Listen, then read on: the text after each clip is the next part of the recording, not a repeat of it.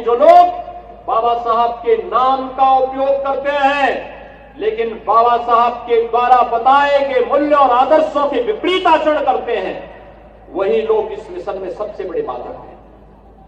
याद करिए बाबा साहब को चुनाव हराने वाले कौन लोग थे। 1952 का चुनाव बाबा साहब को हराने वाले लोग कौन थे। 1954 का उपचुनाव बाबा साहब को हराने वाले कौन लोग थे। कौन लोग थे जब देश आजाद हुआ था और स्वतंत्र भारत में पहले मंत्रिमंडल का गठन होना था, तो कौन लोग थे जिन लोगों ने बाबा साहब को उनकी योग्यता के बावजूद और सबसे योग्य सदस्य होने के बावजूद जिन्होंने विदेश अर्थनीति से संबंधित समितियों में स्थान नहीं देने दिया। कौन लोग थे जो बाबा साहब को परास्त करने की साजिश का हिस्सा बने थे, उन्हें 1970 में पद्म पुरस्कार से सम्मानित कर रहे थे।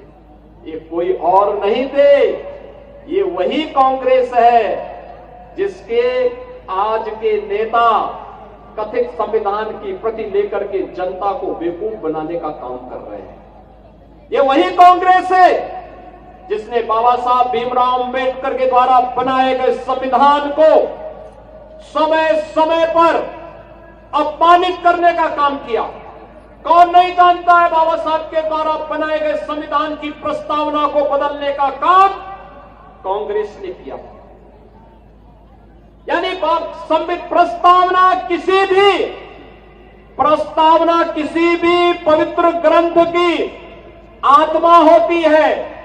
अगर मनुष्य की आत्मा निकल जाती है तो शरीर का क्या हाल होता है, और ऐसे ही किसी पवित्र ग्रंथ की प्रस्तावना के साथ छेड़छाड़ कर दिया जाए क्या हालत होते हैं। और ऐसे ही शरारत इमरजेंसी लागू करके संविधान का गला घोटने का काम देश के अंदर कांग्रेस ने किया था।